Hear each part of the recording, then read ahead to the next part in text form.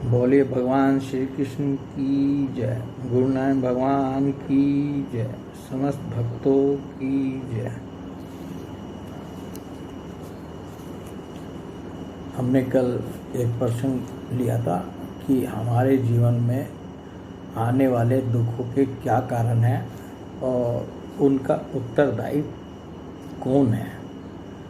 तो इसी का आगे का भाग जो है, कल हमने स्कंद 1 से 8वें स्कंद में जो उस तरह के प्रसंग थे उनको पढ़ा था, और आज जो है हम स्कंद 9 से लेकर के स्कंद 12 तक में जो प्रसंग इससे संबंधित हमारी समझ में आए हैं उनको हमने लिया है और उनको पढ़ रहे हैं। तो पहला प्रसंग तो है 10वें स्कंद का पहले अध्याय का, जब वसुदेव जी देवकी माता को विवाह के बाद रथ पर सवार करा करके घर ले जा रहे थे। कंस उस रथ को हाँक रहा था। तो जब आकाशवाणी ने उनको कंस को कहा कि इसका 8वां पुत्र जो है तुम्हें मार देगा, तो और उसने तलवार खींच ली थी अपनी। उस समय मृत्यु को टालने के लिए कि कंस बड़ा दुष्ट था, क्रूर भी था, और वसुदेव जी जानते थे कि ये देवकी को तलवार खींच ली, मार भी सकता है। तो उन्होंने जो है उसको कुछ बातें समझाई। वो वैसे हम पहले प्रसंग में पढ़ चुके हैं। कुछ बातें समझाई, तो वे बातें जो हैं जन्म मरण से संबंधित थी, और इसका जो भी हमारे दुखों का कारण है उसका भी इसमें प्रसंग आता है।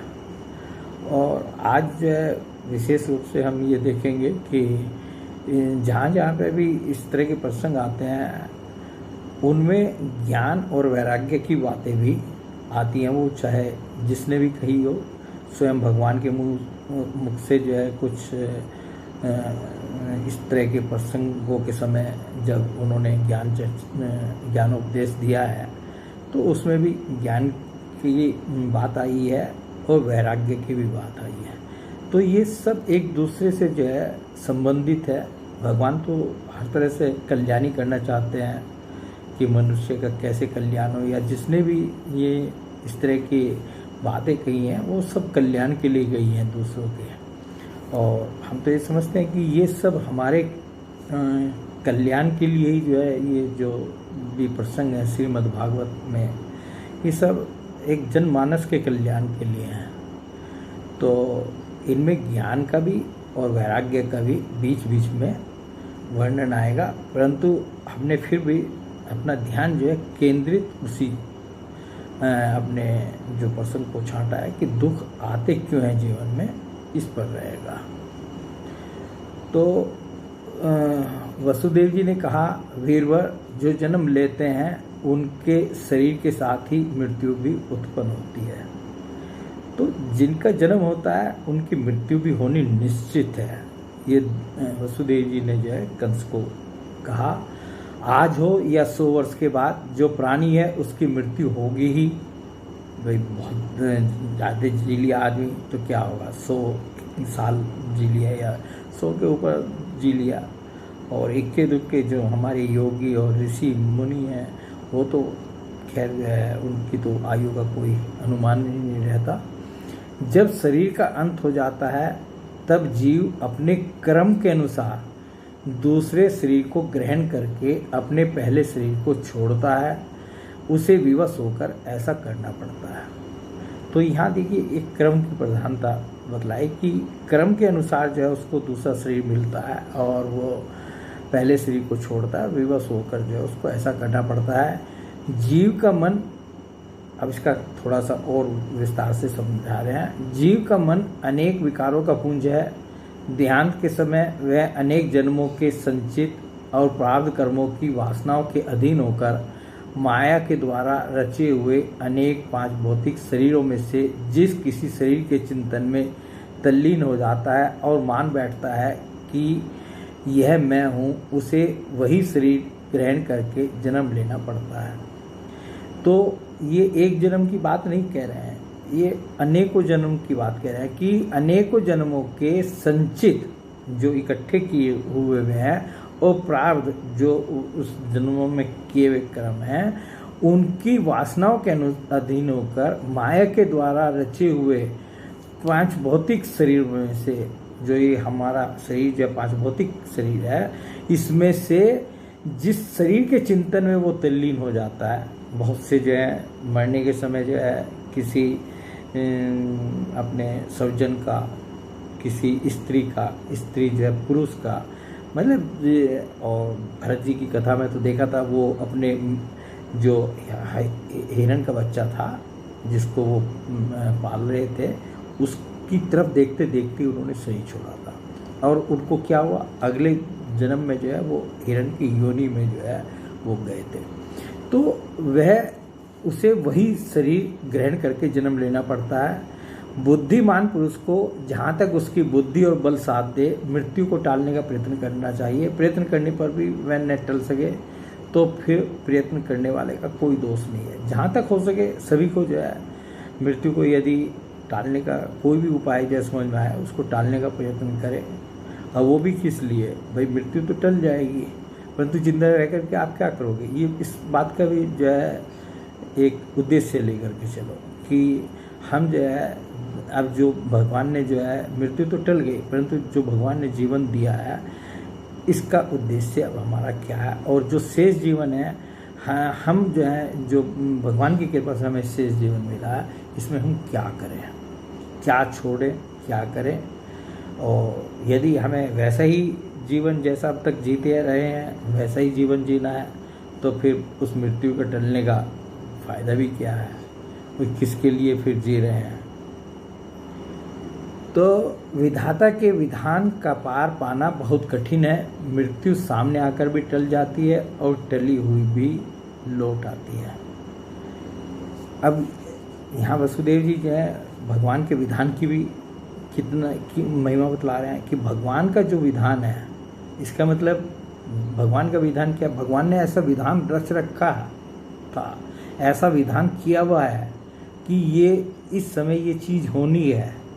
तो विधान तो उसे ही कहते हैं ना, तो वो भगवान की तरफ से तय किया हुआ है और उसी विधान के अनुसार जो है यदि मृत्यु एक बार को सामने आ जाए, बहुत सी अवस्थाओं में, बहुत से हम परिस्थितियों में ऐसा देखते हैं कि वो आकर के टल जाती है और जिसको हम समझते हैं कि अब मृत्यु टल गई, परंतु वो टली हुई भी लौट आती है, यानी कि आदमी मर जाता है। जिस समय वन में आग लगती है उस समय कौन सी लकड़ी जले और कौन सी न जले, दूर की जल जाए और पास की बच रहे। यदि वन में आग लगती है तो वो कौन सी लकड़ी को जलाएगी और कौन सी उसमें से भी बच जाएगी। लकड़ियों का ढेर वही है और पूरी की पूरा वन भी वही है, तो उसमें से कौन सा हिस्सा जल जाएगा, कौन सा बच जाएगा, इस बात को अदृष्ट के सिवा और कोई कारण नहीं होता। उस बात को यदि कोई जान सकता है तो वो भगवान ही जान सकता है कि कौन सी इसमें लकड़ी को जलाना है और कौन सी को बचाना है। वैसे ही किस प्राणी का कौन सा शरीर बना रहेगा और किस हेतु से कौन सा शरीर नष्ट हो जाएगा, इस बात का पता लगा लेना भी बहुत ही कठिन है। ये कम से कम एक साधारण बुद्धि वालों इंसानों के लिए तो संभव नहीं है। कंस के अब दूसरा जो है वो भी 10वें स्कंद का 4थे अध्याय में आ रहा है ये प्रसंग कि जब कंस ने जो है देखा कि जो योग माया थी जिसको उसने पत्थर पर पटका था और वो ऊपर आकाश में चली गई, और उसने जो है कंस को बताया कि मेरे मारने से तुझे क्या होगा, अरे तेरे मारने वाला तो दूसरी जगह पैदा हो चुका है। तो क्योंकि कंस ने जो है जब माता देवकी के गर्भ में भगवान आए थे तो उस समय जो है दर्शन किए थे, तो उसकी बुद्धि जो है वो बहुत मतलब एक तरह से हम कहेंगे सद्बुद्धि हो गई थी। तो उस सद्बुद्धि का परिणाम है कि वो यहाँ पर ज्ञान की बात कह रहा है, वसुदेव जी को देवकी को समझा रहा है। क्या कह रहा है कि आप अपने पुत्रों के लिए शोक मत करो, उन्हें तो अपने कर्म का ही फल मिला है। सभी प्राणी प्रारब्ध के अधीन है, इसी से वे सदा सर्वदा एक साथ नहीं रह सकते।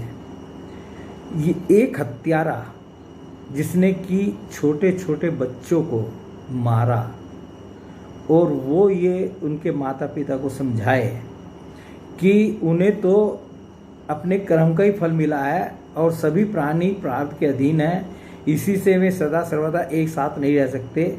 जैसे मिट्टी के बने हुए पदार्थ बनते और बिगड़ते रहते हैं, परंतु मिट्टी में कोई अदल बदल नहीं होती, वैसे ही शरीर का तो बनना बिगड़ना होता ही रहता है, परंतु आत्मा पर इसका कोई प्रभाव नहीं पड़ता। कि वो समझा रहा है कि शरीर तो बनते बिगड़ते हैं, ये पता नहीं आज इस जन्म में ये शरीर मिला है, अगले जन्म में क्या मिला है, परंतु जो आत्मा है इसके अंदर वो एक ही रहती है, चाहे इस जन्म में, चाहे इससे पूर्व के जन्म में थी, चाहे बाद के जन्म में रहेगी, वो एक ही रहती है। जो लोग इस तत्व को नहीं जानते वे इस अनात्मा शरीर को ही आत्मा मान बैठते हैं। और ये भी समझा रहा है कि जो इस ज्ञान की बात को नहीं जानते वे इस शरीर को ही, अपने शरीर को ही आत्मा मान बैठते हैं। जब तक सुख दुख रूप संसार, तब तक सुख दुख संसार से छुटकारा नहीं मिलता। तो जो जब शरीर को ही आत्मा मानते रहते हैं तो उनको सुख भी आएगा और दुख भी आएगा। मेरी प्यारी बहन, यद्यपि मैंने तुम्हारे पुत्रों को मार डाला है, फिर भी तुम उनके लिए शोक न करो, क्योंकि सभी प्राणियों को विवश होकर अपने कर्मों का फल भोगना पड़ता है। फिर वही वो ज्ञान की बात बोल रहा है कि सबको जो है अपने कर्मों का फल भोगना पड़ता है, इसलिए जिन तुम्हारे पुत्रों को मैंने मारा है तुम उनके लिए शोक मत करो, ये उनको समझा रहा है। इस पर जो है वसुदेव जी तो बेचारे जो हैं उस समय निस्सहाय स्थिति में थे, उन्होंने उत्तर दिया और उत्तर क्या दिया, उसकी बात का एक तरह से समर्थन किया। मनस्वी कंस, आप जो कहते हैं वह ठीक वैसा ही है। जीव अज्ञान के कारण ही शरीर आदि को मैं मान बैठते हैं कि ये हमारा अज्ञान ही है कि हम इस शरीर को जो है मैं करते रहते हैं। इसी से अपने प्राय का भेद हो जाता है और यह भेद दृष्टि हो जाने पर वे शोक, हर्ष, भय, द्वेष, मोह, लोभ और मद से अंधे हो जाते हैं। फिर तो उन्हें इस बात का पता ही नहीं रहता कि सबके प्रेरक भगवान ही एक भाव से दूसरे भाव का, एक वस्तु से दूसरी वस्तु का नाश करा रहे हैं। तो ये वसुदेव जी ने बहुत अच्छी बात कही है कि जो हम शरीर को ही जो है मैं मानते हैं, और मैं तो समझता हूँ कि 99.9% सब हम लोगों का यही हाल है कि हम शरीर को ही मैं करते रहते हैं कि मैं, मेरा बेटा, मेरी पत्नी, मेरा धन, मेरी ये मकान, मेरा ये वस्तु, मेरी ये सब मैं पूरा साम्राज्य जो है मैं का ही है। और जब तक हम शरीर को मैं मानते हैं तभी तक हमारे जीवन में जो है जितनी बातें इन्होंने बोली है, शोक, हर्ष, भय, द्वेष, लोभ, मोह और मद, इन सबको समझाने की ज़रूरत नहीं, सब समझते हैं कि इनसे अंधे हो जाते हैं। ये जो है इसका कारण जो है, एक कारण जो है मतलब वसुदेव जी ने अपनी तरफ से ये कहा कि जो ये हमारा अज्ञान है कि हम शरीर को मैं मानते हैं, ये हमारे दुखों का कारण है। यदि कोई अपनी साधना से, भगवान की भक्ति से, भगवान की शरणागति से इतना ऊपर उठ जाए कि वो शरीर को मैं मानना बंद कर दे, तो उसका इन सब से छुटकारा हो सकता है, जितनी बातें इन्होंने ऊपर कही हैं। अब जिस समय गोकुल में जो है भगवान का जन्मोत्सव मनाया जा रहा था, तो ये जो नंद बाबा थे, ये जो हैं कंस को कर चुकाने के लिए मथुरा गए थे। तो वहाँ पर जो है वसुदेव जी तो वहीं रहते थे, वसुदेव जी और देवकी। तो उनसे भी मिले। और तब तक जो है मतलब भगवान कृष्ण जो है नंद जी के गोकुल में पल रहे थे, और वहाँ पर जो है मथुरा में कंस इनकी नंद बाबा की और वसुदेव जी की जो है मुलाकात हुई, भेंट हुई। तो उस समय जो है वसुदेव जी ने कहा, वसुदेव जी को देखिए भेंट कर रहे हैं, सब बात है, और वो जो है उनको चिंता जो है भगवान अपने बच्चे की, जो भगवान कृष्ण हैं जिनको वो गोकुल में पहुंचा के आए थे, यशोदा की सैया पर सुला के आए थे, उनकी चिंता हो रही थी। और वही बात दिमाग में रखते हुए वो जो है आगे भी बताऊंगा कि क्या बोल रहे थे। वसुदेव जी ने कहा, भाई अपने प्रेमियों का मिलना भी बड़ा दुर्लभ है, इस संसार का चक्र ही ऐसा है, इसे तो एक प्रकार का पूर्ण जन्म ही समझना चाहिए। जैसे नदी के प्रबल प्रवाह में बहते हुए बड़े और तिनके सदा एक साथ नहीं रह सकते, वैसे ही सगे संबंधी और प्रेमियों का भी एक स्थान पर रहना संभव नहीं है। तो वसुदेव जी ने कहा, ये तो संसार का चक्र है, इसमें जो है मिलना बिछुड़ना जो है वो होता रहता है, और मतलब जो है सब सगे संबंधी एक साथ नहीं, एक स्थान पर नहीं रह सकते। यद्यपि वह सबको प्रिय लगता है, सब चाहते हैं कि भाई एक जगह जो है पूरा हम पिता है तो वो चाहता है कि सब बच्चे मेरे साथ रहें, सब हम एक साथ रहें, परंतु कोई कहीं है, कोई कहीं है, कोई व्यस्त है, कोई कहीं व्यस्त है, तो एक साथ नहीं रहते। तो ये जो मिलना भी होता है, ये भी बड़ी सौभाग्य की बात है कि ये मिलना हो रहा है। ये सबको प्रिय लगता है क्योंकि सबके प्रारब्ध कर्म अलग अलग होते हैं। तो इन्होंने कहा कि ऐसा क्यों नहीं होता, क्योंकि सबके जितने भी जीव हैं सबके प्रारब्ध कर्म अलग अलग होते हैं। मनुष्य के लिए वे ही धर्म, अर्थ और काम शास्त्र विहित हैं जिनसे उसके स्वजनों को सुख मिले। जिनसे केवल अपने को ही सुख मिलता है किंतु अपने स्वजनों को दुख मिलता है, वे धर्म, अर्थ और काम हितकारी नहीं है। और यहाँ ये एक देखिए, जैसा मैंने बताया था कि इसमें कुछ ज्ञान की और वैराग्य की भी चर्चा बीच बीच में आएंगी। तो ये ज्ञान की बात उन्होंने कही है कि भाई यदि आपके पास जो है धर्म का कार्य करते हैं, अर्थ है आपके पास या काम है, तो ये जो है यदि सज्जनों के हित में भी इस्तेमाल हो तब तो जो है ये सुखकारी हैं। नहीं, यदि केवल आप जो है इनको अपने लिए प्रयोग करते हैं जिनसे केवल अपने को ही सुख मिलता है किंतु अपने सज्जनों को दुख मिलता है, अपने को तो सुख मिल रहा है परंतु सज्जनों को उन सब चीज़ों से दुख मिल रहा है, तो ये किसी काम के नहीं है। अब वसुदेव जी चाहते थे जल्दी से जल्दी जो है वहाँ पहुँच जाएं, क्योंकि इसके कंस के जो है जितने भी वो उसने अपने सेवकों को और जो राक्षस थे, दैत्य थे, क्रूर प्रवृत्ति किया, वो छोटे बच्चों को मारने के लिए निकले हुए थे कि जो जो भी पैदा हुआ है पिछले 10-15 दिन में सबको मार दो। तो वो जो है चाहते थे कि जल्दी से जल्दी जो है अपने गोकुल में पहुंच जाए, वहाँ पर जहाँ भगवान कृष्ण है और कोई उत्पात ना हो वहाँ। तो जब तक ही पहुँचे थे वहाँ तब तक पूतना वध हो चुका था। तो इसलिए जो है वसुदेव जी को यहाँ जल्दी हो रही थी। अब नंद बाबा ने उनकी बात सुनकर कहा, भाई वसुदेव, इसमें संदेह नहीं कि प्राणियों का सुख दुख भाग्य पर ही अवलंबित है। भाग्य ही, अब देखिए यहाँ पर जो है नंद बाबा जी का भी विचार सुन लीजिए। नंद बाबा जी कह रहे हैं कि प्राणियों का सुख दुख जो है वो भाग्य पर ही अवलंबित है। भाग्य ही प्राणी का एकमात्र आश्रय है। जो जान लेता है कि जीवन के सुख दुख का कारण भाग्य ही है, वह उनके प्राप्त होने पर मोहित नहीं होता। मोहित नहीं होता का मतलब यह है कि वो उतना न सुखी होता है न दुखी होता है। कि यदि कोई जो है कि ये इतनी धारणा बना ले कि भाई जो है ये जो भी हुआ है ये हमारे भाग्य में ऐसा लिखा था और हमारे भाग्य में ऐसा है इसलिए हुआ है और हो रहा है, तो ये प्रसंग यहीं पर ख़त्म हो गया है। अब इसके बाद जो है हम जो भगवान ने गोवर्धन धारण किया था उसका प्रसंग इसमें 10वें स्कंद में ही आता है 24वें अध्याय में। तो उन्होंने देखा कि मेरे पिता नंद बाबा जो हैं वो बड़ी कोई पूजा की तैयारी कर रहे हैं। तो उन्होंने उनसे पूछा कि आप क्या कर रहे हैं, किसकी तैयारी में जुटे हैं।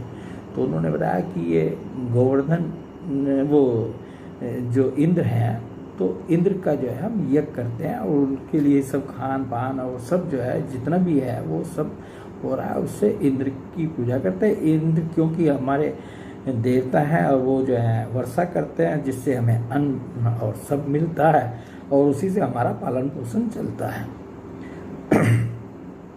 तो भगवान का उद्देश्य तो था कि इंद्र का जो है जो घमंड है उसको तोड़े। उनका सिर्फ ये उद्देश्य था, चाहे आपको इस प्रसंग को उस परिप्रेक्ष्य में पढ़िए, परंतु उसके बावजूद भी भगवान ने इसमें जो भी कहा वो एक एक शब्द जो है अपने हिसाब से सही कहा। श्री भगवान ने कहा, पिताजी, प्राणी अपने कर्म के अनुसार ही पैदा होता है, कर्म से ही मर जाता है। उसे उसके कर्म के अनुसार ही सुख दुख भय और मंगल के निमित्तों की प्राप्ति होती है। यदि कर्मों को ही सब कुछ न मानकर उनसे भिन्न जीवों के कर्म का फल देने वाला ईश्वर माना भी जाए तो वह कर्म करने वालों को ही उनके कर्म के अनुसार फल दे सकता है। कर्म न करने वालों पर उसकी प्रभुता नहीं चल सकती। तो भगवान ने कहा कि भाई जो इंसान जो है जैसा कर्म करता है वैसा वो फल पाता है। और यदि आप ये भी कहें, ये भी मान लें कि हमारे कर्मों का फल जो है भगवान देता है, तो ठीक है, जैसा वो कर्म करेगा इंसान वैसा भगवान फल देगा उसको। तो इसमें जो है उसकी प्रभुता क्या है? जब सभी प्राणी अपने अपने कर्मों का ही फल भोग रहे हैं तब हमें इंद्र की क्या आवश्यकता है? इंद्र को आप किस लिए खुश करना चाहते हैं बताइए। पिताजी, जब वे पूर्व संस्कार के अनुसार प्राप्त होने वाले मनुष्यों के कर्म फल को बदल ही नहीं सकते तब उनसे प्रयोजन क्या है? अरे भाई, यह तो जो है वो हमारे, आप यदि समझ रहे हैं कि हमारे कर्मों का फल ही जो है वो हमें भोगना है, तो उसमें और इंद्र जो है यदि उन कर्मों को बदल दे, हमारे कि कर्मों के फल को बदल दे कि हमने कर्म कुछ किए हैं और इंद्र ऐसा कर दे कि उसकी जगह अच्छे कर्मों का हमें फल दे दे, बुरे हमने कर्म किए और वो कर दे, तब भी जो है आप उसकी पूजा करिए। तो इंद्र की क्या आवश्यकता है? पिताजी, जब इस पूर्व संस्कार के अनुसार प्राप्त होने वाले मनुष्य के कर्म फल को बदल ही नहीं सकते तब उनसे प्रयोजन। मनुष्य अपने स्वभाव यानी पूर्व संस्कारों के अधीन है, वह उसी का अनुसरण करता है। यहाँ तक कि अब देखिए, यहाँ भगवान ने एक शब्द और जोड़ दिया। उन्होंने कहा पूर्व संस्कार, कि मनुष्य और स्वभाव दो शब्द जोड़ दिए। मनुष्य अपने स्वभाव अर्थात पूर्व संस्कारों के अधीन है। जैसे उसके संस्कार होते हैं अधिकतर वो वैसे ही चलता है और वैसे ही कर्म करता है, वह उसी का अनुसरण करता है। यहाँ तक कि देवता असुर मनुष्य आदि को लिए हुए यह सारा जगत स्वभाव में स्थित है। जीव अपने कर्मों के अनुसार उत्तम और अधम शरीरों को ग्रहण करता और छोड़ता रहता है। अपने कर्मों के अनुसार ही यह शत्रु है, यह मित्र है, यह उदासीन है, ऐसा व्यवहार करता है। कहाँ तक कहूँ, कर्म ही गुरु है और कर्म ही ईश्वर। इसलिए पिताजी, मनुष्य को चाहिए कि पूर्व संस्कारों के अनुसार अपने वर्ण और आश्रम के अनुकूल धर्मों का पालन करता हुआ कर्म का ही आदर करें। तो यहाँ कर्म की पूरी जितनी भी महिमा भगवान जो है अपने हिसाब से कह सकते थे वो कही उन्होंने।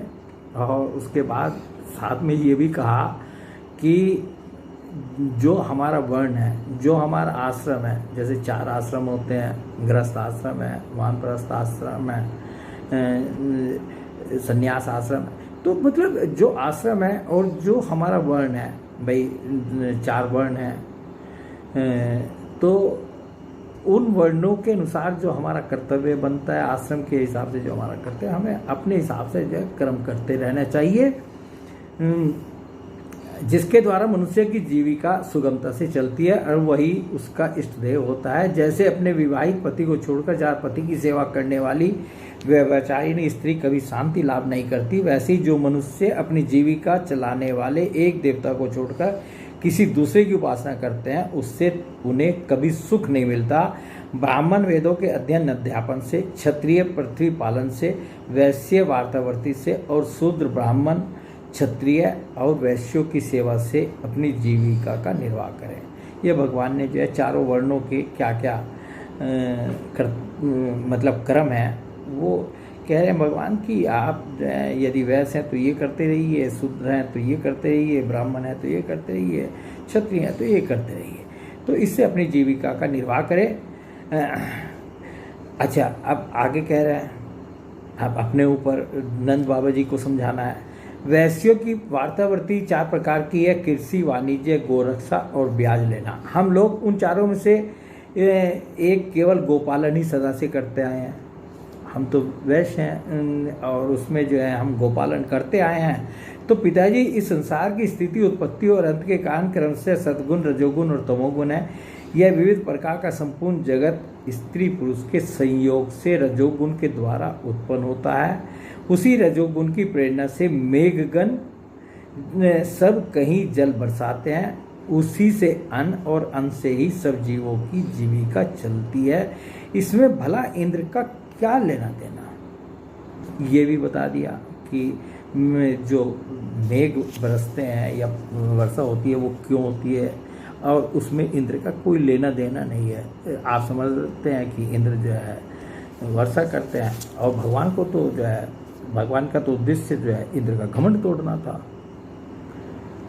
तो श्री सुखदेव जी कहते हैं, परीक्षित, कालात्मा भगवान की इच्छा थी कि इंद्र का घमंड चूर चूर कर दें। भगवान श्री कृष्ण गोपों को विश्वास दिलाने के लिए, अब भगवान ने कहा कि इनकी समझ में ऐसे नहीं आएगा कि हम कहेंगे कि ये जो गिरिराज हैं जो हमें सब सुख सुविधा देते हैं, हमारी गायों को चढ़ने के लिए घास देते हैं, अरे वृक्ष देते हैं, फल देते हैं, गुफाएं हैं, विश्राम का स्थान देते हैं, सब कुछ जो है ये करते हैं, तो हमें तो इनकी गोवर्धन की पूजा करनी चाहिए। परंतु ये समझ में नहीं आएगा। तो समझाने के लिए, विश्वास दिलाने के लिए भगवान ने क्या किया, भगवान श्री कृष्ण गोपों को विश्वास दिलाने के लिए गिरिराज के ऊपर एक दूसरा विशाल शरीर धारण करके प्रकट हो गए तथा मैं गिरिराज हूँ इस प्रकार कहते हुए सारी सामग्री आरोगने लगे। भगवान ने जो है दूसरा शरीर धारण किया और गिरिराज के ऊपर कि मैं गिरिराज हूँ कहने लगे कि मैं गिरिराज हूँ और दूसरा शरीर धारण करके गिरिराज के ऊपर बैठ गए और जितनी भी सामग्री जो है वो उनकी पूजा के लिए लाए थे और उसको सबको खाने लगे। भगवान श्री कृष्ण ने अपने उस स्वरूप को और दूसरे ब्रजवासियों के साथ स्वयं भी प्रणाम किया। नीचे भगवान श्री कृष्ण खड़े हैं और ऊपर जो है गिरिराज के ऊपर भगवान श्री कृष्ण दूसरे रूप में गिरिराज बनकर खड़े हैं और नीचे से भगवान श्री कृष्ण जो है उन गिरिराज बने हुए अपने दूसरे रूप को भी प्रणाम कर रहे हैं। प्रणाम किया और कहने लगे, देखो कैसा आश्चर्य है, गिरिराज ने साक्षात प्रकट होकर हम पर कृपा की है। और नंद बाबा और जितने गोपाल थे वहाँ पर सबको कहने लगे, देखो हमारी पूजा से भगवान जो है ये गिरिराज जो है मतलब कितने प्रसन्न हुए, स्वयं प्रकट हो गए हैं। वो देखो वो सामने खड़े हैं गिरिराज। जो वनवासी जीव इनका निरादर करते हैं उन्हें ये नष्ट कर डालते हैं। आओ अपना और गौओं का कल्याण करने के लिए इन गिरिराज को हम नमस्कार करें। तो भगवान ने जो है अच्छी तरीके से जो है नंद बाबा को भी और जितने भी उनकी माताएं और दूसरी गोपाल उनके साथ थे सबको ये बात अच्छी तरह समझा दी कि ये अपना और गौवों का कल्याण करने के लिए हम गिरिराज की पूजा करें और उनको नमस्कार करें। अब अगला प्रसंग जो है ये हम 10वें स्कंद के 26वें अध्याय में ले रहे हैं। यहाँ जब उसके नारद जी ने आकर के इनको कंस को समझा दिया कि कृष्ण और बलराम जो हैं जिनको तुम जो है ढूंढ रहे हो, जो तुम्हारी मृत्यु का कारण है, वो नंद बाबा के ब्रिज में हैं, तो और तुम जो है उनको किसी बहाने और उन्हीं के द्वारा तुम्हारी मृत्यु होगी। तो अब जो है कंस का दिमाग परेशान कि कैसे जो है उनको वहाँ से लाया जाए।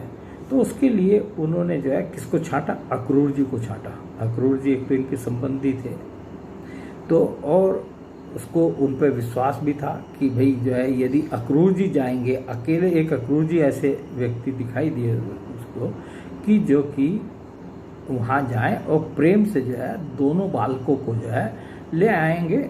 और ले आएंगे तो जो है मेरे पास कोलिया पिढ़ाती है, इतने बड़े बड़े पहलवान हैं, मुस्टिक है ये, तो मैं उनको जो है और उनको अक्रूर जी को ये समझाया कि आप जो है उनको जाकर के वहाँ नंद बाबा को और दूसरों को ये समझाइए कि हम कोई बहुत बड़ा उत्सव कर रहे हैं, जिसमें कि मतलब ये दंगल भी होगा और भी धनुष यज्ञ भी होगा, मतलब सब एक बड़ा जो है आयोजन हो रहा है यहाँ पर, और इसलिए आप जो है उन दोनों बालकों को और नंद जी को लेकर के जो है यहाँ चले आइए। तो बेचारे अक्रूर जी जो है ऐसे जिसका जो ऐसा राजा हो तो उसकी प्रजा या उसका कोई मंत्री भी हो, कोई वो भी हो, तो उसकी हाँ में हाँ मिलाने के अतिरिक्त तो उसके पास कोई साधन है नहीं। परंतु अक्रूर जी जो है बहुत ज्ञानी थे, विद्वान थे, उन्होंने जो है उसको उसके बावजूद भी, इतना कहने के बावजूद भी कंस के सामने वो क्या बोले। अक्रूर जी ने कहा, महाराज आप अपनी मृत्यु, अपना अरिष्ट दूर करना चाहते हैं, इसलिए आपका ऐसा सोचना ठीक ही है। आपका तो उद्देश्य यही है ना कि आपकी मृत्यु ना हो। आपने सुन लिया कि उनके बालकों के हाथ जो है आपकी मृत्यु होगी, कृष्ण के हाथ जो है आपकी मृत्यु होगी, तो आप जो सोच रहे हैं, जो प्रयत्न कर रहे हैं वो सब ठीक है। मनुष्य को चाहिए कि सफलता हो या असफलता दोनों के प्रति संभाव रखकर अपना काम करता जाए। फल तो प्रयत्न से नहीं, दैवी प्रेरणा से मिलते हैं। मनुष्य बड़े बड़े मनोरथों के पुल बांधता रहता है, परंतु वह यह नहीं जानता कि दैव ने, प्राप्त ने इसे पहले से ही नष्ट कर रखा है। हम बहुत बड़े बड़े मनोरथ पालते हैं, बहुत बड़ी बड़ी योजनाएं बनाते हैं, तो हम तो बनाने में स्वतंत्र हैं कि हम जो है ये करेंगे, ऐसे करेंगे, परंतु वो होगी या नहीं होगी, या अंत तक भी पहुंचेगी या नहीं पहुंचेगी, और उसका फल क्या होगा, ये जो है सब जो है देव के हाथ में है। देव ने, प्रारब्ध ने इसे पहले से नष्ट कर रखा। यही कारण है कि कभी प्रारब्ध के अनुकूल होने पर प्रयत्न सफल हो जाता है। यदि जो हम चाह रहे हैं वो हो गया, तो वो प्रयत्न सफल हो गया, तो जो है वह हर से फूल उठता है, और प्रतिकूल होने पर विफल हो जाता है तो शोकग्रस्त हो जाता है। फिर भी मैं आपकी आज्ञा का पालन तो कर ही रहा हूँ। तो मतलब उनका जो उद्देश्य रहा कंस को समझाने का, वो सिर्फ इतना था कि आप अपनी मृत्यु को टालने का प्रयत्न जो करना चाहते हैं करिए, करना भी चाहिए, ऐसा नहीं है, परंतु जो है जरूरी नहीं कि सफलता मिले। देव जो चाहता है, भगवान जो चाहता है, होगा वही। यदि उन्होंने सोच रखा है कि आपकी मतलब मृत्यु जो है उस बालक से ही होनी है, उस देवकी के 8वें पुत्र से ही होनी है, तो वो होगी, उसको आप टाल नहीं सकते। मतलब इतनी हिम्मत जो है उन्होंने करके कंस को समझाने की कोशिश की, फिर भी परंतु वो कुछ मानना थोड़ी था। फिर अक्रूर जी जो है गए थे, ब्रिज में गए और लेकर के आए थे। तो ये भी जो है 10वें स्कंद का 49वां अध्याय है, अक्रूर जी का हस्तिनापुर जाना। तो जिस समय जो है कंस मारा जा चुका, सब कुछ हो गया, तो भगवान ने जो है पांडवों का, यहाँ तक देखिए जब तक कंस का वध भगवान ने नहीं कर दिया, और उसके बाद अपने माता पिता वसुदेव जी से और देवकी वगैरह से और अपने परिजनों से सबसे मिल लिया और सब उनकी भी व्यवस्था कर दी, तो उस यहाँ तक जो है उन्होंने पांडवों का, कुंती जो है उनकी कुंती बुआ थी, तो और उसी के पुत्र जो हैं ये पांडव जितने भी थे, तो इन्होंने सुन रखा था कि धृतराष्ट्र जो है वो अपने पुत्रों में और अपने भाई के पुत्रों में इनके पांडवों के साथ जो है पक्षपात करता है, और इनको जो है बाकी भगवान तो ऐसे भी अंतर्यामी है, और वो जो है इनको मारने की जो है भी चेष्टा कर चुका है। तो उन्होंने जो है अक्रूर जी को वहाँ हस्तिनापुर भेजा था, और हस्तिनापुर भेजने का एक ही उद्देश्य था कि आप जाओ और उनको धृतराष्ट्र को समझाओ कि ये अपने पुत्रों में और इनमें पांडवों में जो है पक्षपात ना किया करें, और मतलब जो इनका अधिकार है इनका अधिकार रखें, और जो अपने पुत्रों का अधिकार है आप वो उनके अपने पुत्रों का वो दें। परंतु धृतराष्ट्र की तो आँख पे वैसे नहीं अंधे थे, आँख पे वैसे भी पट्टी बंधी हुई थी, तो वो पक्षपात करते थे, और मतलब जो उनके दुष्ट पुत्र थे वो उनके बस में भी नहीं थे, साथ में ये भी था। परंतु जो है अपने भाई के बच्चों का जो है वो कोई उनको किसी भी तरह का ख्याल नहीं था, और उसी बात को ये जब अक्रूर जी वहाँ पहुँचे धृतराष्ट्र को समझा रहे हैं। धृतराष्ट्र मतलब अक्रूर जी जो हैं कहते हैं, आप जानते हैं कि इस संसार में कभी कहीं कोई किसी के साथ सदा नहीं रह सकता। भाई ज्ञान की बात उसको थोड़ा बहुत समझाएंगे तभी तो उसकी समझ में आएगा कि पक्षपात मत करो। जिनसे जुड़े हुए हैं उनसे एक दिन बिछुड़ना पड़ेगा ही। सत्य बात है कि कोई भी आदमी हमेशा साथ नहीं रह सकता, आज जुड़े हैं तो कल को बिछुड़ना पड़ेगा। राजन, यह बात अपने शरीर के लिए भी 16 आना सत्य है। फिर स्त्री पुत्र धन आदि को छोड़कर जाना पड़ेगा, इसके विषय में तो कहना ही क्या है। जीव अकेला ही पैदा होता है और अकेला ही मरकर जाता है।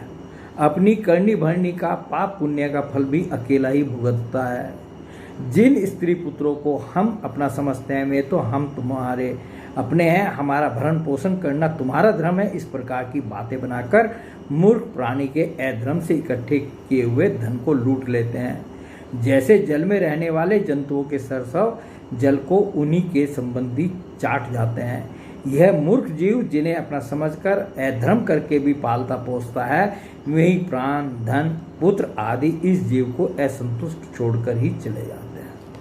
हम किसके लिए धन कमाते हैं, किसके लिए सब कुछ करते हैं कि हमारी जो संतति है, हमारे जो पुत्र हैं पुत्री हैं, जो भी हमारे परिवारजन हैं, ये इस धन से जो है सुख भोगे। और बहुत से तो इतना ऐसा इंतजाम करते हैं, और जितना चाहे उसके लिए हमें अधर्म करना पड़े अधर्म करते हैं, जितना चाहे हमें कष्ट उठाना पड़े वो कष्ट उठाते हैं। अपने लिए नहीं करते, उसमें भी जो है ये नहीं कि अपने शरीर को ही जो है सुख दे लें, कुछ कर लें। अरे अपने शरीर का सुख जो है काट करके अपने उन परिवारजनों के लिए वो सब ये संचित करते हैं। और जो है वो क्या समझते हैं, वो समझते हैं कि ये तो इनका कर्तव्य है, इनको हमारे लिए ये सब करना चाहिए। और उसके बाद जो है कह रहे हैं कि वो जो है मतलब या तो वो छोड़ के चले जाते हैं या आप छोड़ करके चले जाते हैं, और अंत में यही होता है।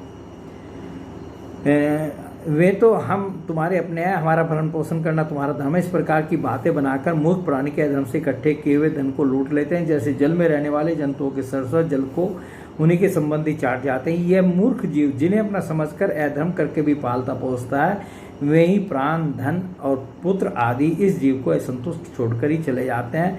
जो अपने धर्म से विमुख है, सच पूछिए तो वह अपना लौकिक स्वार्थ भी नहीं जानता।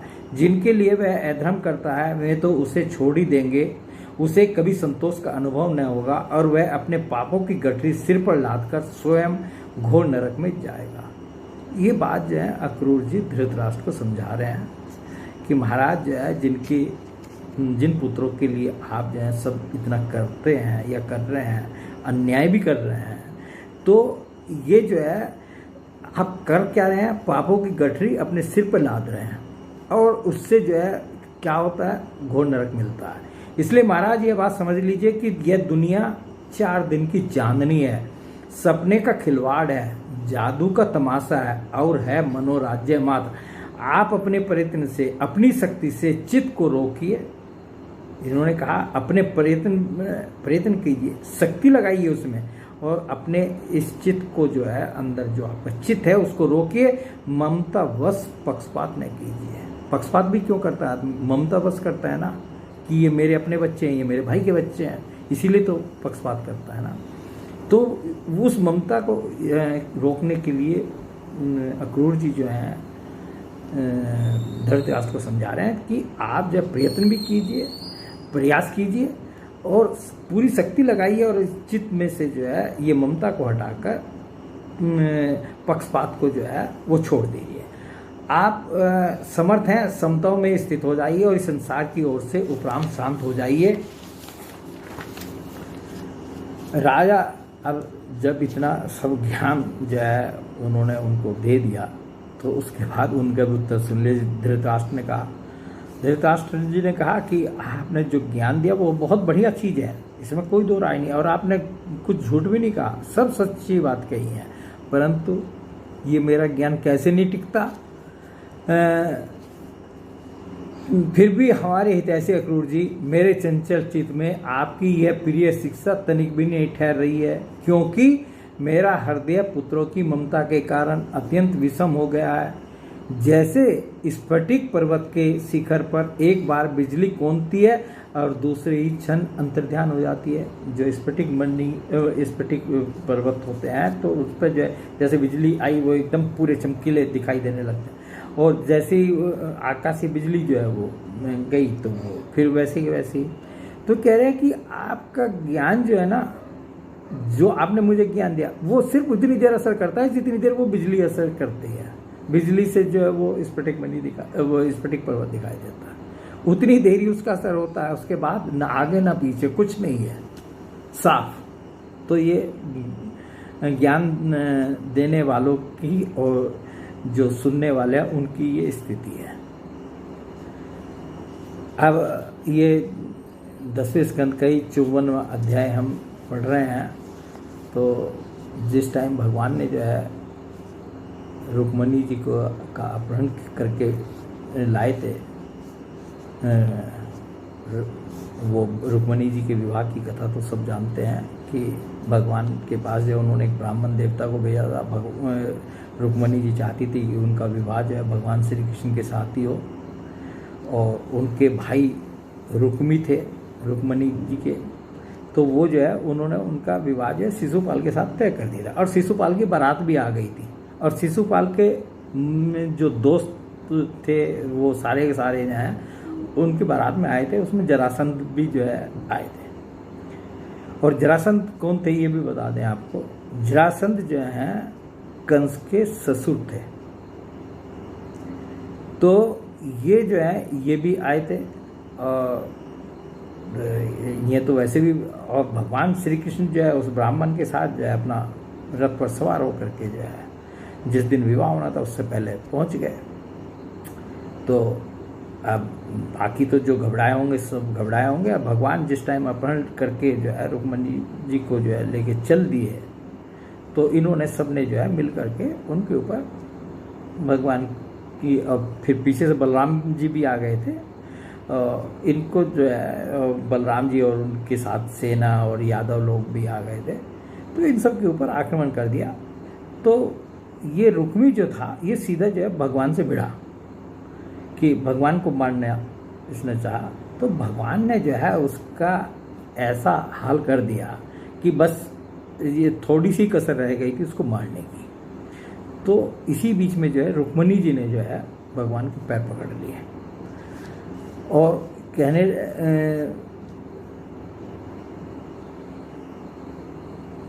चलिए थोड़ी सी मैं आगे की बात बोल दे रहा हूँ। उससे पहले जो है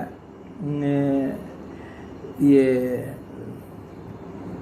जो पैर पकड़ ली और भगवान से कहा कि ये मेरे भाई हैं और आपका इनको मारना जो है वो ठीक नहीं है। तो भगवान ने कहा ठीक है मैं छोड़ देता हूँ, और भगवान ने उसको छोड़ दिया। और छोड़ने के बाद जो है वो थोड़ा आगे हो गए, और उसके बाद बलराम जी भी भगवान के पास रुक्मणी जी के पास आए। इधर जो है जो रुक्मी पड़ा हुआ था मरणासन हालत में, उसके दोस्त लोग जो हैं के पास आए, और उसमें जरासंध जी थे। और देखिए यहाँ जरासंध जी जो है कितनी ज्ञान की बात कह रहे हैं, इसलिए इस प्रसंग को लिया गया है।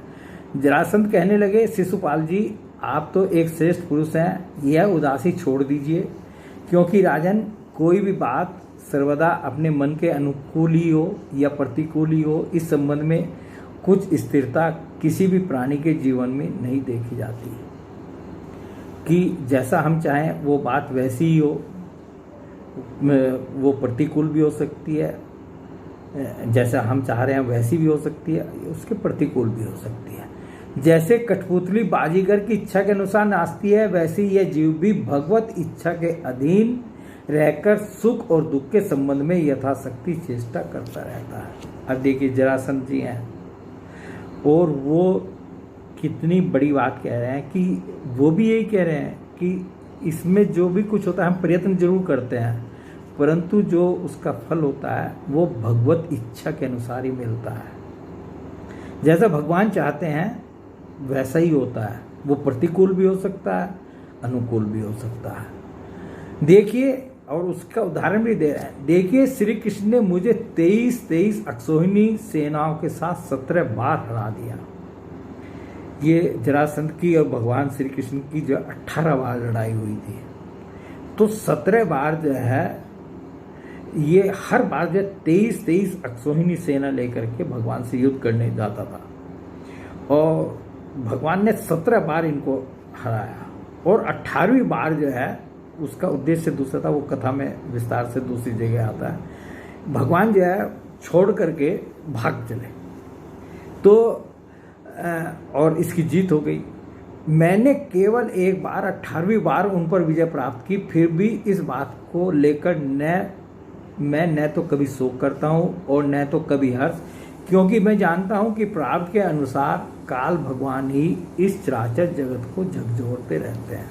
फिर ये देखिए अंतिम वाक्य जो है उन्होंने वही बोल दिया कि काल भगवान ही इस संसार को जो है झकझोरते रहते हैं। इसमें संदेह नहीं कि हम लोग बड़े बड़े वीर सेनापतियों के भी नायक हैं, फिर भी इस समय श्री कृष्ण के द्वारा सुरक्षित यदुवंशियों की थोड़ी सी सेना ने हमें हरा दिया है।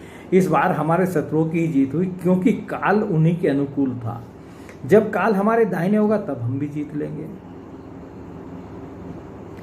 तो अब जो प्रसंग में बतला रहा था कि जब उनको बिल्कुल मारने की स्थिति में पहुंचा दिया, तो रुक्मणी जी ने उस समय कहा था कि जगतपते आप योगेश्वर हैं, आपके स्वरूप और इच्छाओं को कोई नहीं जान सकता। आप परम बलवान हैं, परंतु कल्याण स्वरूप भी तो हैं। प्रभु, मेरे भैया को मारना आपके योग्य काम नहीं है। उन्होंने रुक्मी को मार डालने का विचार छोड़ दिया, फिर भी रुक्मी उनके अनिष्ट की चेष्टा से विमुख न हुआ। तब भगवान श्री कृष्ण ने उसको उसी के दुपट्टे से बांध दिया और उसकी दाढ़ी, मूछ, केस आदि कई जगह से मोड़कर उसे क्रूप कर दिया। मारा तो जरूर नहीं भगवान ने, परंतु जो रुक्मणी जी का भाई रुक्मी था उसको क्रूप कर दिया। कहीं उसके बाल काट दिए कई जगह से, और जो है दाढ़ी मूछ वो काट दी। तो इस तरह से उसको क्रूप करके छोड़ दिया। और जब ये हो गया तो वहाँ पे जब बलराम जी पहुँचे, अब बलराम जी का ज्ञान उपदेश सुनिए। बलराम जी ने रुक्मणी जी को समझाने के लिए, भाई जिसको आप विवाह करके ले जा रहे हो और अभी विवाह भी नहीं हुआ, आप जो है विवाह के लिए ले जा रहे हो, और उनके भाई को जो है होने वाले जो है मतलब उनके पति जो है इस हालत में कर दें तो उसको बुरा लगना चाहिए। तो वो बात जो है बलराम जी यहाँ संभाल रहे हैं।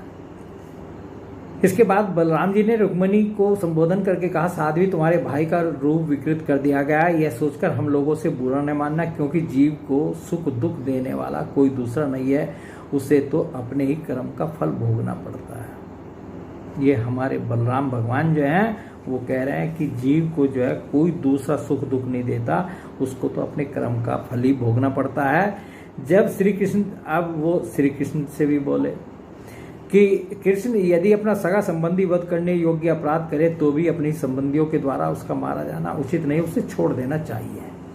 वह तो अपने अपराध से ही मर चुका है, मरे हुए को फिर क्या मारना। अब फिर रुक्मणी जी की तरफ जो है वो बलराम जी जो है उनको रुक्मणी जी को संबोधित करके कहना शुरू कर रहे हैं। देवी, जो लोग भगवान की माया से मोहित होकर देह को ही आत्मा मान बैठते हैं, उन्हीं को ऐसा आत्मोह होता है कि यह मित्र है, यह शत्रु है और यह उदासीन है। समस्त देहधारियों की आत्मा एक ही है और कार्य कारण से माया से उसका कोई संबंध नहीं है। फिर वो ज्ञान की बात जो है समझा रहे हैं कि ये तो देखिए, हम जो शरीर को इस शरीर समझते हैं और इसीलिए ये मैं हूँ, ये दूसरा है, ये मेरा शत्रु है, ये मेरा मित्र है, ऐसा समझते हैं। परंतु सब में आत्मा एक ही है। जल और घड़ा आदि उपाधियों के भेद से जैसे सूर्य, चंद्रमा और प्रकाश युक्त पदार्थ और आकाश भिन्न भिन्न मालूम पड़ते हैं परंतु हैं एक ही, वैसे ही मूर्ख लोग शरीर के भेद से आत्मा का भेद मानते हैं कि वैसे तो आत्मा के हिसाब से तो सब लोग एक हैं, तो सब जीव एक हैं, परंतु जो है कि जो शरीर अलग अलग हैं तो इसलिए जो है हम शरीर के भेद से उनको अलग अलग मानते हैं। यह शरीर आदि और अंत वाला है। यहाँ फिर ये कहा कि ये पैदा भी होता है और इसका अंत भी होगा। पंचभूत, पंच प्राण, तन्मात्रा और त्रिगुणी इसका स्वरूप है। आत्मा में उसके अज्ञान से ही इसकी कल्पना हुई है और वह कल्पित शरीर ही जो उसे मैं समझता है उसके जन्म मृत्यु के चक्कर में ले जाता है।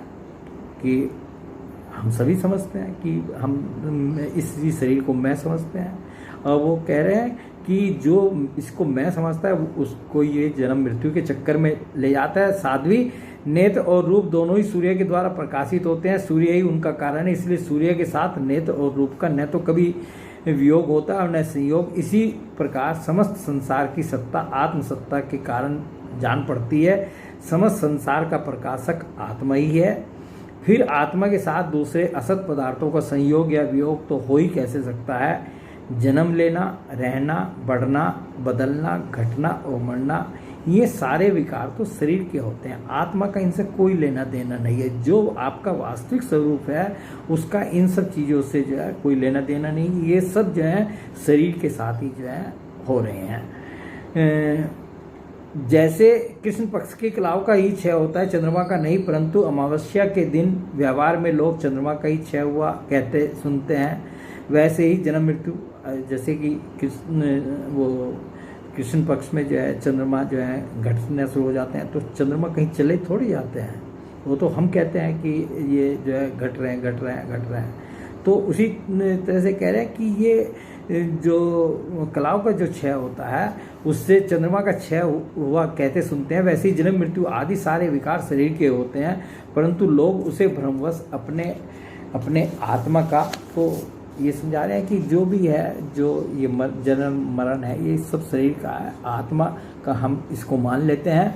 जैसे सोया हुआ पुरुष किसी पदार्थ के न होने पर भी सपन में भोक्ता, भोग्य और भोगरूप फलों का अनुभव करता है, उसी प्रकार अज्ञानी लोग झूठ मूठ संसार चक्र का अनुभव करते हैं। इसलिए साध्वी अज्ञान के कारण होने वाले इस शोक को त्याग दो। तो अब देखिए जो हमारा प्रसंग है, अब हम उस पर आ जा रहे हैं।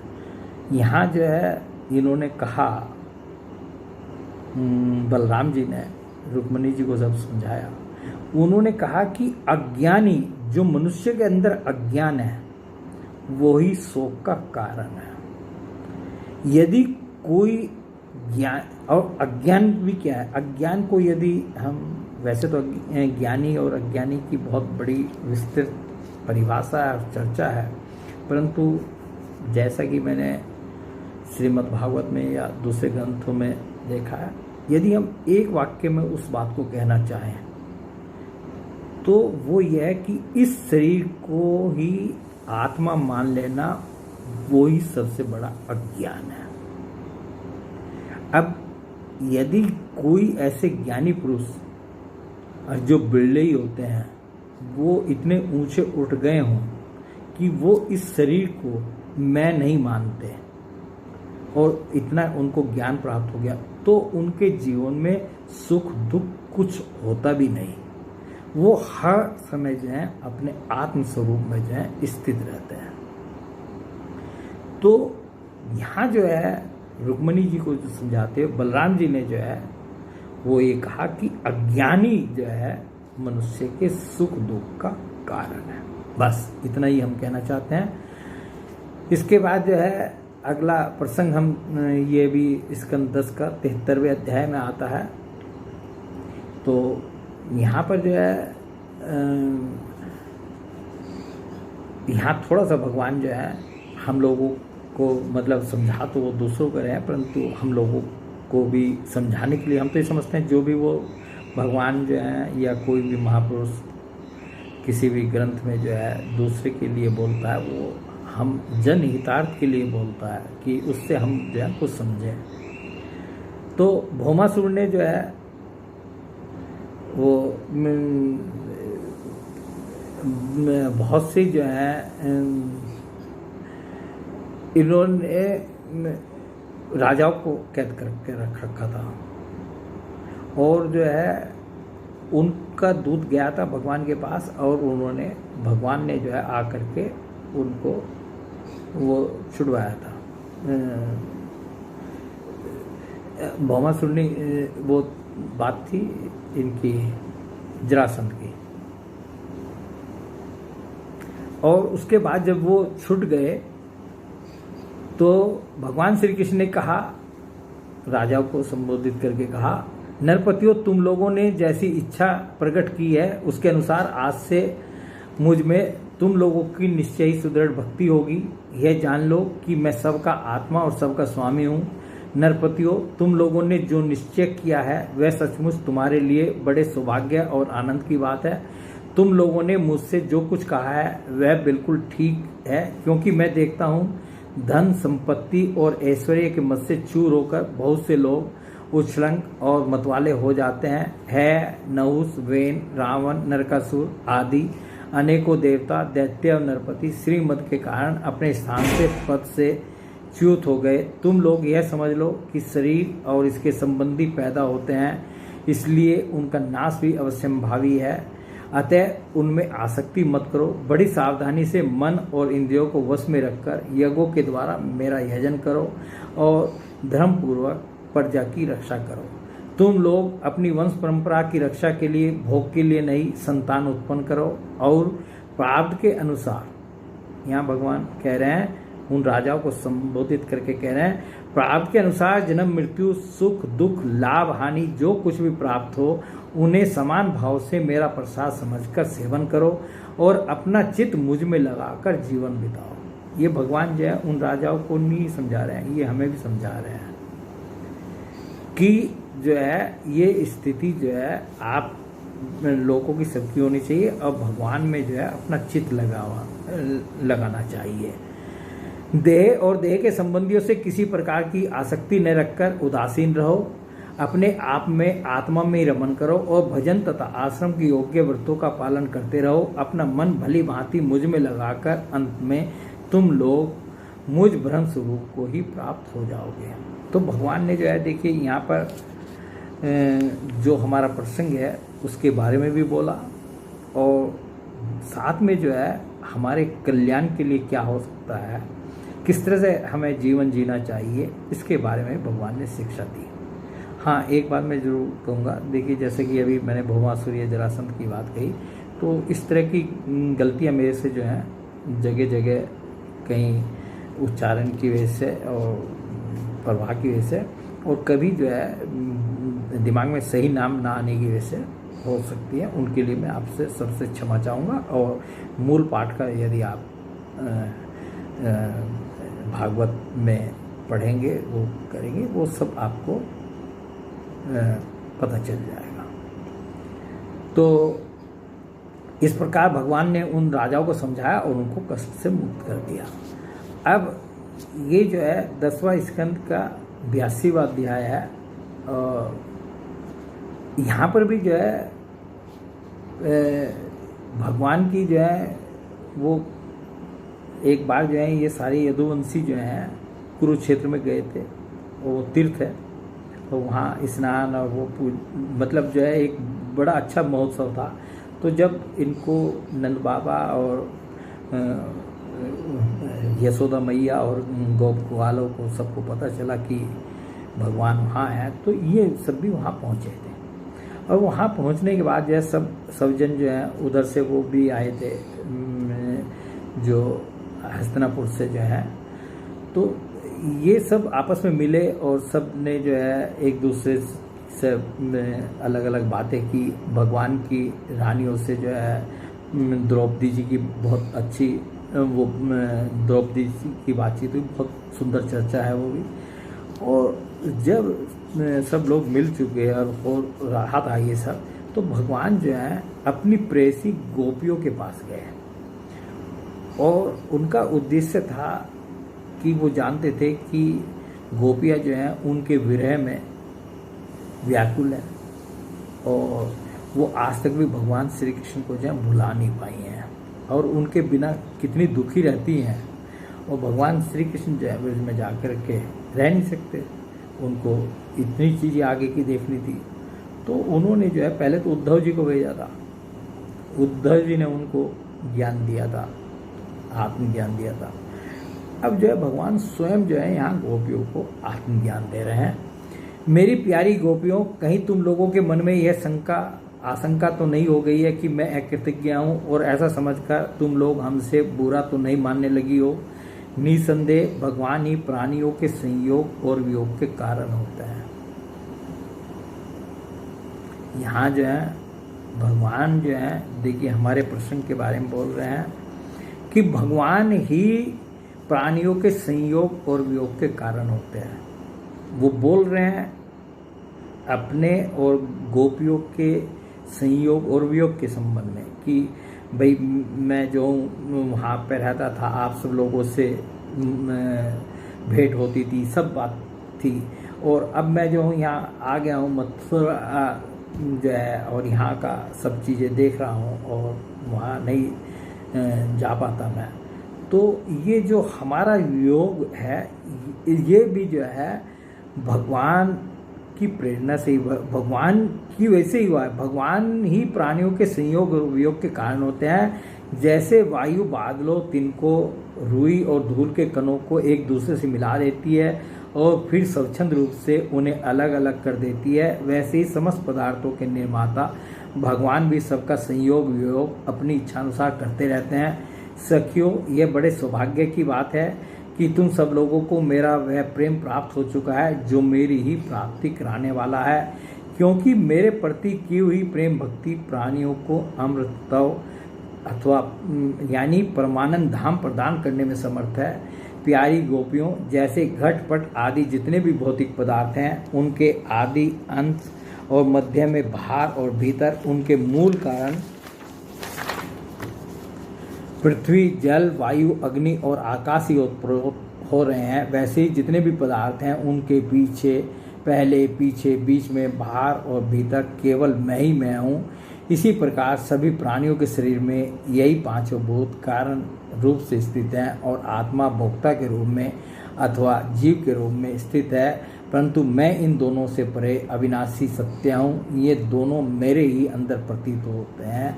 तुम लोग ऐसा अनुभव करो। यदि कोई आत्मज्ञान है तो इन 4-6 लाइनों में ही वो पूरा का पूरा भगवान ने जो है अपनी प्रेयसी गोपियों को बताया। और ये भी हमने जो है श्रीमद् भागवत से जो हमें अनुभव हुआ कि भगवान की जितनी भी भक्ति है ना, उसमें जो प्रेम भक्ति है जो सर्वोत्कृष्ट है, वो मतलब उससे ऊंची कोई भक्ति होती नहीं है। और ये भक्ति जो है ये सिर्फ या तो गोपियों को प्राप्त थी, यह जो है जैसे नंद बाबा और माता यशोदा थी, ये भक्ति जो है बहुत कठिन है। या जो इतने बड़े बड़े सिद्ध महात्मा संत पूरा जीवन जो है भगवान की भक्ति में लगा देते हैं, वो इस स्तर पर पहुंच पाते हैं कि जो गोपियों को भगवान के प्रति प्रेम भक्ति मिली थी। उससे संबंधित जो है भागवत में जो है 5 प्रसंग तो गोपी गीत में आते हैं और 3 अध्याय जो है वो जब उद्धव जी जो हैं इनको आत्मज्ञान देने के लिए भगवान ने भेजा था, वहाँ जाते हैं और उनकी गोपियों से जो भेंट होती है, तो उन्होंने उद्धव जी ने जाकर के ये स्वयं महसूस किया था कि मैं इनको क्या सिखाऊंगा। अरे वो स्वयं जो है उनके प्रेम से, उनकी प्रेम भक्ति से सीख करके आए थे कि वास्तव में इन गोपियों का ही जो है जीवन धन्य है। और भगवान ने स्वयं भी कहा है कि मैं जो तुम्हारा ऋणी हूँ, भागवत में आया है गोपियों के लिए कि मैं तुम्हारा ऋणी हूँ, मैं कई जन्मों में भी तुम्हारे ऋण से ऋण नहीं हो सकता। ये भगवान ने जो है स्वयं गोपियों को कहा है, उनकी महिमा जो है इतनी बड़ी थी। श्री सुखदेव जी कहते हैं, परीक्षित, भगवान श्री कृष्ण ने इस प्रकार गोपियों को अध्यात्म ज्ञान की शिक्षा से शिक्षित किया। उसी उपदेश के बार बार स्मरण से गोपियों का जीव कोश लिंग शरीर नष्ट हो गया और वे भगवान से एक हो गई, भगवान को ही सदा सर्वदा के लिए प्राप्त हो गई। तो गोपियों ने जो है, भगवान ने जो ये आत्मज्ञान का उपदेश दिया था उसको अपने जीवन में धारण किया और उससे जो है उनको भगवान का वही परम धाम जो है भगवान ने उनको दिया। अब ये 11वां स्कंद जो है का अध्याय 10 का है, ये जो है ये भी जो है पूरा 11वां स्कंद जो है ज्ञानोपदेश है। इसमें भगवान ने जो है उद्धव जी को उपदेश दिया था, ज्ञान उपदेश दिया था। भगवान अपने परम धाम जाने वाले थे, उद्धव जी उनके पास पहुँचे और उस समय पूरा का पूरा जो ज्ञान उपदेश है वो भरत जी इनको उद्धव जी को जो है भगवान ने दिया था। तो उसी का हम ये अध्याय 10 में से कुछ हिस्सा लिए हैं। भगवान श्री कृष्ण कहते हैं, प्यारे उद्धव, साधक को चाहिए कि सब तरह से मेरी शरण में रहकर गीता, पांचरात्र आदि में मेरे द्वारा उपदिष्ट अपने धर्मों का सावधानी से पालन करे। साथ ही जहाँ तक उनसे विरोध न हो सके वहाँ तक निष्काम भाव से अपने वर्ण, आश्रम और कुल के अनुसार सदाचार का भी अनुष्ठान करे। जिज्ञासु पुरुष के लिए यम और नियमों के पालन से भी बढ़कर आवश्यक बात यह है कि वह अपने गुरु की, जो मेरे स्वरूप को जानने वाले और शांत हो, मेरा ही स्वरूप समझकर सेवा करे। ये जैसा मैं कह रहा हूँ कि ये भगवान ने उपदेश उद्धव जी को जरूर दिया था, परंतु जो है ये हम सब लोगों के लिए, जनहितार्थ के लिए ये भगवान के जो भी उपदेश हैं या दूसरे जो हमें ज्ञान की और वैराग्य की या प्रेम की जो भी चर्चा हमें जो है, हम तो सिर्फ अभी भागवत की बात कर रहे हैं, भागवत से मिलती है, तो वो हम सबके लिए है। ये नहीं कि वो उपदेश उन्हीं के लिए था। तो यहाँ जो है ये जो भी बातें, जितनी भी बातें वो बतला रहे हैं कि उद्धव जी को नहीं बतला रहे हैं, वो हम सब के लिए भी बतला रहे हैं। वो कह रहे हैं कि अपने गुरु को, जो मेरे स्वरूप को जानने वाले और शांत हो, मेरा ही स्वरूप समझकर सेवा करे। शिष्य को अभिमान न करना चाहिए, वह कभी किसी से ढाने करे, किसी का बुरा न सोचे, वह प्रत्येक कार्य में कुशल हो, उसे आलस्य छू न जाए, उसे कहीं भी ममता न हो, गुरु के चरणों में दृढ़ अनुराग हो, कोई काम हड़बड़ा कर न करे, उसे सावधानी से पूरा करे, सदा परमार्थ के संबंध में ज्ञान प्राप्त करने की इच्छा बनाए रखे, किसी के गुणों में दोष न निकाले और व्यर्थ की बातें न करे।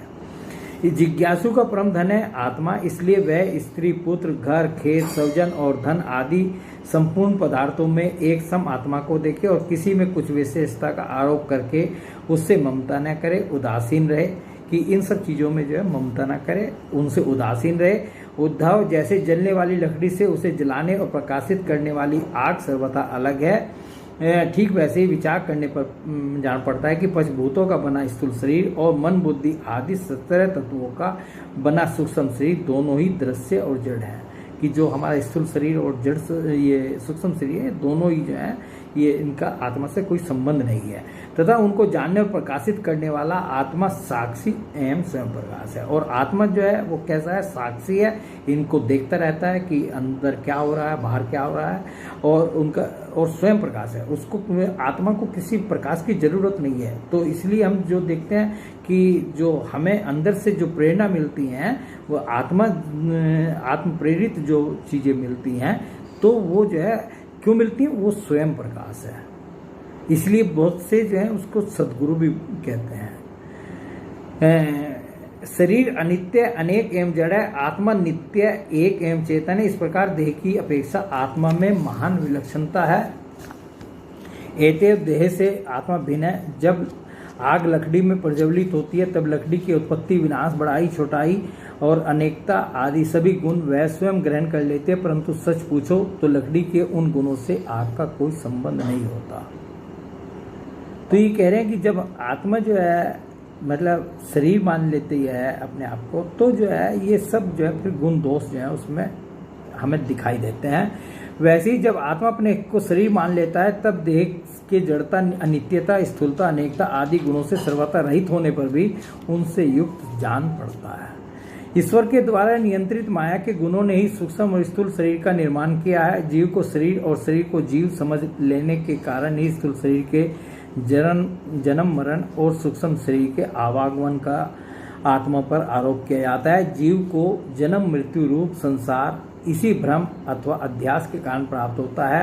आत्मा के स्वरूप का ज्ञान होने पर उसकी जड़ कट जाती है। जो अपनी आत्मा को जान लेता है, जो आत्म स्वरूप में स्थित हो जाते हैं, उसकी अज्ञान की जो है वो कट जाता है, उसका ज्ञान जो है। प्यारे उद्धव, इस जन्म मृत्यु रूप संसार का कोई दूसरा कारण नहीं, केवल अज्ञान ही मूल कारण है। यहाँ भगवान श्री कृष्ण ने भी वही बात कह दी कि इसका जो है जो मूल कारण है वो हमारा अज्ञान है। इसलिए अपने वास्तविक स्वरूप को, आत्मा को जानने की इच्छा करनी चाहिए। जितने भी सकाम और बहिर्मुख करने वाले कर्म है उनका फल दुखी है। जो जीव शरीर में अहमता ममता करके उन्हीं में लग जाता है, उसे बार बार जन्म पर जन्म और मृत्यु पर मृत्यु प्राप्त होती रहती है। ऐसी स्थिति में मृत्यु धर्मा जीव को क्या सुख हो सकता है। और कह रहे हैं कि जो जीव शरीर में अहमता ममता करके उन्हीं में लग जाता है और बार बार जन्म पर जन्म और मृत्यु पर मृत्यु प्राप्त होती रहती है, ऐसे जीव की यदि ये कहा जाए कि अच्छा देखिए, यहाँ जो है एक बड़ी अच्छी बात भगवान कह रहे हैं। यदि यह कहा जाए कि जो भली भांति कर्म करना जानते हैं वे सुखी रहते हैं और जो नहीं जानते उन्हें दुख भोगना पड़ता है, और तो यह कहना भी ठीक नहीं। क्योंकि देखिए, बहुत से लोग समझते हैं कि हम जो है कर्मों को ठीक तरह से कर सकते हैं और करते हैं। वो ये समझते हैं, वो अपनी बुद्धि के अनुसार जो है सब उसमें बुद्धि लगाते हैं कि हम जो है बहुत जो भी है हम बहुत अच्छे से जानते हैं और हाँ, जो भी हम करते हैं वो ठीक करते हैं। और दूसरे लोग जो हैं वो नहीं जानते, इसलिए वो दुखी होते हैं और हम सुखी हैं। उनका इस तरह का अपनी समझ होती है। भगवान कह रहे हैं ये समझ ठीक नहीं है। ऐसा देखा जाता है कि बड़े बड़े कर्म कुशल विद्वानों को भी कुछ सुख नहीं मिलता और मूढ़ों का भी कभी दुख से पाला नहीं पड़ता। कि इतना सब होने के बावजूद भी जो बड़े बड़े विद्वान हैं उनको तो सुख नहीं मिलता, और जो बिल्कुल मूर्ख हैं, मूढ़ हैं, उनको जो है दुख नहीं देखना पड़ता। ऐसा भी संसार में, इस संसार में है। इसलिए जो लोग अपनी बुद्धि या कर्म से सुख पाने का घमंड करते हैं उनका वह अभिमान व्यर्थ है। यदि यह स्वीकार कर लिया जाए कि वे लोग सुख की प्राप्ति और दुख के नाश का ठीक ठीक उपाय जानते हैं, तो भी यह मानना ही पड़ेगा कि उन्हें भी ऐसे उपाय का पता नहीं है। और यदि हम सब उनकी बात मान भी लें, भाई जो वो कह रहे हैं वो ठीक कह रहे हैं कि उनको कर्मों का करने का या किसी भी काम के करने का बहुत अच्छा ज्ञान है और ये पता है कि इससे सुख मिलता है, इससे दुख नहीं मिलता, वो ये जान भी लें, तो भगवान आगे क्या कह रहे हैं, परंतु उन्हें ऐसे उपाय का पता नहीं है जिससे मृत्यु उनके ऊपर कोई प्रभाव न डाल सके और वे कभी मरे ही नहीं। तो क्या ऐसा है किसी भी जीव के लिए? इस संसार में जितने भी प्राणी हैं, जितने जीव हैं, क्या जो है वो इस बात की गारंटी लेकर के चलते हैं कि मेरी कभी मृत्यु नहीं होगी, या मुझे जो है मृत्यु जो है उनके ऊपर कोई प्रभाव नहीं डालेगी, वे कभी मरे ही नहीं? क्या सोचते हैं? अरे आगे भगवान कह रहे हैं, जब मृत्यु उनके सिर पर नाच रही है, और ये मृत्यु किसके सिर पर नहीं नाच रही है? हम सबके सिर पर नाच रही है। कोई ऐसा प्राणी, कोई जीव इस संसार में नहीं है कि जिसके सिर पर मृत्यु नहीं नाच रही है। ये हम लोगों को अच्छी तरह समझ लेना चाहिए।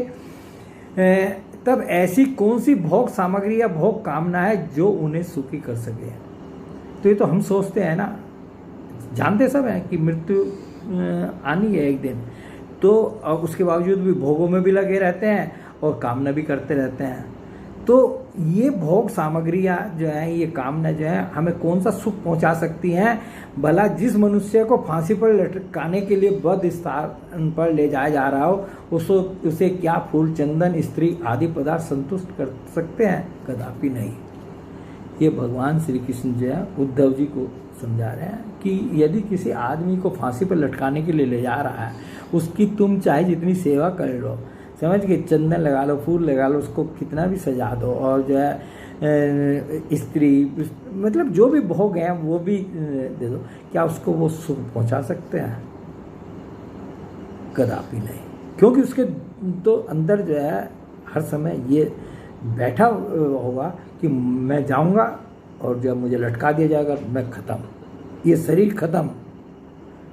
तो इसलिए जो है उसको वो कोई भी चीज़ सुखी नहीं कर सकती जिसको कि वध के लिए ले जा रहा है।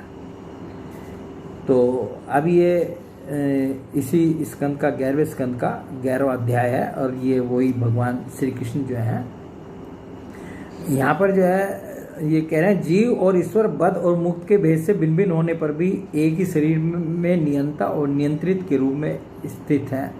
ऐसा समझो और कि ये जीव और ईश्वर जो है इसी एक ही शरीर के अंदर रहते हैं। ऐसा समझो कि शरीर एक वृक्ष है, इसमें हृदय का घोंसला बनाकर जीव और ईश्वर नाम के दो पक्षी रहते हैं। वे दोनों चेतन होने के कारण समान हैं और कभी न बिछुड़ने के कारण सखा हैं। इनके निवास करने का कारण केवल लीला ही है। इतनी समानता होने पर भी जीव तो शरीर रूप वृक्ष के फल, सुख, दुख आदि भोगता है, परंतु ईश्वर उन्हें न भोगकर क्रम फल, सुख, दुख आदि से असंग और उनका साक्षी मात्र रहता है। तो अंतर क्या है? तो जीव तो जो है वो सब सुख दुख जो है शरीर को अपना मान करके वो जो है सुख दुख सब भोगता है, और परंतु भगवान जो है, ईश्वर क्या है, आत्मा क्या है, वो जो है उनका साक्षी बन करके वो देखता रहता है, साक्षी मात्र रहता है और उनसे असंग रहता है। अभोक्ता होने पर भी ईश्वर की यह विलक्षणता है कि वह ज्ञान, ऐश्वर्य, आनंद और सामर्थ्य आदि में भोक्ता जीव से बढ़कर है। साथ ही यह भी विलक्षणता है कि अभोक्ता ईश्वर तो अपने वास्तविक स्वरूप और इसके अतिरिक्त जगत को भी जानता है, परंतु भोक्ता जीव न अपने वास्तविक स्वरूप को जानता है और न अपने से अतिरिक्त को। कि दूसरा अंतर यह है कि भगवान तो जो है सब कुछ जानते हैं, अपने स्वरूप को भी जानते हैं और दूसरे का भी क्या हो रहा है वो सब जानते हैं, परंतु ये जो जीव है ये ना अपने स्वरूप को जानता है और ना और कुछ जानता है। इन दोनों में जीव तो अविद्या से युक्त होने के कारण नित्य बद्ध है और ईश्वर विद्या स्वरूप होने के कारण नित्य मुक्त है। इसलिए कारण जो है जीव जो है वो बद्ध है और भगवान जो है वो नित्य मुक्त है। प्यारे उद्धव, ज्ञान संपन्न पुरुष भी मुक्ति है, और दूसरे कह रहे हैं कि ज्ञान संपन्न जो पुरुष होते हैं वो भी मुक्ति हैं। और चलिए अब मैं थोड़ा पढ़ता जाता हूँ जल्दी से, ताकि जो है ये जल्दी समाप्त हो जाएगा, नहीं तो समय लगेगा। अब 11वें स्कंद का हम 22वें अध्याय पर चल रहे हैं। भगवान श्री कृष्ण ने कहा, ये ज्ञानोपदेश है, इसको कुछ लोग उद्धव गीता भी कहते हैं, कि भगवान ने जो उद्धव जी को जो ज्ञानोपदेश दिया था वो 11वें स्कंद में है, और वो पूरा 13वें अध्याय से लेकर के 23वें अध्याय तक ये पूरी ज्ञानोपदेश है भगवान का। भगवान श्री कृष्ण ने कहा, प्रिय उद्धव, मनुष्यों का मन कर्म संस्कारों का पुंज है। उन संस्कारों के अनुसार भोग प्राप्त करने के लिए उसके साथ 5 इंद्रियां भी लगी हुई हैं। इसी का नाम है लिंग शरीर। वही कर्मों के अनुसार एक शरीर से दूसरे शरीर में, एक लोक से दूसरे लोक में आता जाता रहता है। आत्मा इस लिंग शरीर से सर्वथा पृथक है, उसका आना जाना नहीं होता, परंतु जब वह अपने को लिंग शरीर समझ बैठता है, उसी में अहंकार कर लेता है, तब उसे भी अपना आना जाना प्रतीत होने लगता है। तो भगवान जो है कह रहे हैं कि ये लिंग शरीर जो है जाता है, स्थूल शरीर तो यहीं पड़ा रहता है, जिसको लोग बाग जला देते हैं, सब कुछ कर देते हैं, परंतु लिंग शरीर जो है, जो दूसरा जन्म होता है, वो लिंग शरीर के कारण ही होता है। किसी भी कारण से शरीर को सर्वथा भूल जाना ही मृत्यु है। उद्धव, जब यह जीव किसी भी शरीर को अभेद भाव से मैं के रूप में स्वीकार कर लेता है, तब उसे ही जन्म कहते हैं। कि जो ये मैं है, जब तक मैं है तब तक ये शरीर है, और यदि कोई इस अवस्था का में पहुंच जाए कि शरीर को भूल जाए, तो वही जो है उसकी मृत्यु है। ठीक वैसे ही जैसे स्वप्नकालीन और मनोरथकालीन शरीर में अभिमान करना ही स्वप्न और मनोरथ कहा जाता है। यह वर्तमान देह में स्थित जीव अपने पूर्व देह का स्मरण नहीं करता, वैसे ही स्वप्न या मनोरथ में स्थित जीव भी पहले के स्वप्न और मनोरथ का स्मरण नहीं करता, प्रत्युत उस वर्तमान स्वप्न और मनोरथ में पूर्व सिद्ध होने पर भी अपने को नवीन सा ही समझता है। प्यारे उद्धव, काल की गति सूक्ष्म है, इसे साधारणतः देखा नहीं जा सकता। उसके द्वारा प्रति क्षण ही शरीरों की उत्पत्ति और नाश होते रहते हैं। तो यहाँ भगवान जो है इसमें बहुत अच्छी बात कह रहे हैं कि देखिए, काल जो है इतना सूक्ष्म है, वो दिखाई नहीं देता। हमारे शरीर में भी हर समय परिवर्तन हो रहा है, हर चीज़ में परिवर्तन हो रहा है, जो कि हमें जो है सूक्ष्म वो इतना तरीके से चलता है कि हमें कुछ भी उसमें दिखाई नहीं देता। सूक्ष्म होने के कारण ही प्रतिक्षण होने वाले जन्म मरण नहीं दिख पड़ते। जैसे काल के प्रभाव से दिए की लो, ऐसी दिए का जो जलता है तो उसकी लो जो है क्षण क्षण जो है वो घटती जा रही है, मतलब क्षीण होती जा रही है। नदियों के प्रवाह तथा वृक्ष के फलों की विशेष विशेष अवस्थाएं बदलती रहती हैं, वैसे ही समस्त प्राणियों के शरीरों की आयु अवस्था आदि भी बदलती रहती है। जैसे यह उन्हीं ज्योतियों का वही दीपक है, प्रवाह का यह वही जल है, ऐसा समझना और कहना मिथ्या है। वैसे ही विशेष चिंतन में व्यर्थ आयु बिताने वाले अविवेकी पुरुषों का ऐसा कहना और समझना कि यह वही पुरुष है, सर्वथा मिथ्या है। कि जब हर अवस्था जो है समय के साथ, काल के साथ जो है हर चीज़ बदलती जा रही है, तो कि हम जो ये कहते हैं कि ये वही है, ये दीपक वही है, वो नहीं है, वो क्षीण हो चुका है। जो समय था वो निकल चुका है। अब जो दूसरा आगे समय है ये आज जो है उस स्थिति में है। जैसे कोई बच्चा जो है यदि 10 वर्ष का है तो ये हम ये कहते हैं ये वही है, परंतु उसकी जो है जैसे जैसे उसकी अवस्था बढ़ती जाती है, 20 का होता है, 30 का होता है, 50 का होता है, 70 का होता है, 80 का होता है, तो वो जो है सब बदलते जाते हैं समय के साथ।